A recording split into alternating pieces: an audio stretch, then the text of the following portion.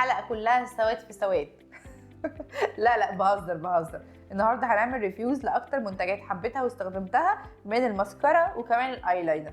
يلا جاهزين؟ فاكس ولا جامد؟ تعالى اكلمكم عن اول منتج معانا، ماسكارة اماندا الميجا لاش. الماسكارا دي حلوه جدا، الفرشه بتاعتها تخينه، بصوا كمان لما نتنيها كده تقدر توصل للاماكن الضيقه. هي خفيفه على العين، مناسبه قوي للاستخدام اليومي، لو الجامعه رايحه خروجه خفيفه. ارشحها لكم بقوه. جامد ولا فاكس؟ لا جامد. تاني منتج معانا في جامد ولا فاكس، ماسكارة اوريفليم. مش عارفه اذا كانوا لسه بيعملوها ولا لا، بس انا بحب استخدمها في اوقات معينه. الماسكارا دي ليها فرشتين، فرشه بتكثف والفرشه الثانيه بتتقل الرموش. هي حلوه قوي واستخدامها للاستخدام اليومي لطيفه، بس بالنسبه لي مش الطف حاجه بالنسبه لسعرها. جامد ولا فاكس ماسكارة ام ان؟ لا والله هي بالنسبه لسعرها هي جامد جدا، سعرها 50 جنيه وبتكثف الرموش، بس اعتقد انها مش مناسبه للاستخدام اليومي. بصوا الليكويد بتاعها تقيل جدا والفرشه بتاعتها حلوه وبتدي فوليوم، لو انت استخدمتيها مرتين ولا بعض اكنك هتحطي رموش. بس بالنسبه لي وانا بغسل رموشي كانت بتوقع الرمش، فهي تقيله شويه على الرموش. ممكن استخدمها مره او اتنين في الاسبوع بس مش للاستخدام اليومي. ماسكارا الجوكر دي من لاش بارادايس بتاعت لوريال، حلوه قوي. سعرها ممكن يكون غالي بالنسبه لناس كتير بس الكواليتي بتاعتها تحفه. بصوا كده الليكويد بتاعها تقيل جدا، انا حاطه منها دلوقتي طبقتين منها اكنك حاطه رموش.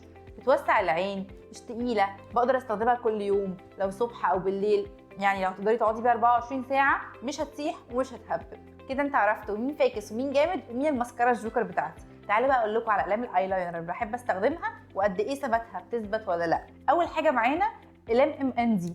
ام ان من الماركات المصريه اللي فرضت نفسها في السوق في الفتره الاخيره. انا شايفه ان سعرها مناسب جدا بالنسبه للكواليتي اللي بتقدمه. يعني مثلا قلم الايلاينر ده كان ب 25 جنيه، اما القلم ده اللي فيه ستامب النجمه تقدري تعملي بيه ستامب على جسمك، تقدري تغيري بيه شكل عينك، ومن هنا ناحيه قلم كان ب 35 جنيه. فمقارنه بالسعر هو كواليتي كويسه، ولكنه مش بيثبت قوي، ممكن بعد 10 ساعات 8 ساعات يتمسح.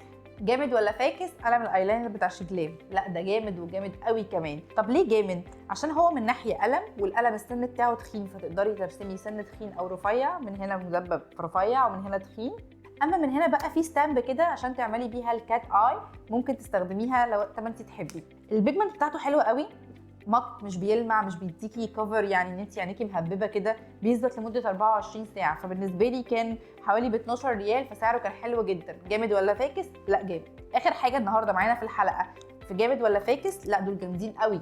طب ايه هم دول؟ هم الايلاينر الملون بتاع شجلام. بصراحه البيجمنت بتاعتهم خطيره، الوانهم ترندي جدا، كانت طالعه الفتره اللي فاتت، حبيت اشير معاكم الاخضر والازرق. انا بحب استخدمهم كمان بديل للاي شادو، لان هم بيقعدوا فتره طويله وبيبقوا مط كمان مش بيلمعوا، فبالنسبه لي لطاف قوي في الجامعه، في الخروج الصبح، مش بيدوني كفر تقيل بيبين عينك انها واسعه قوي.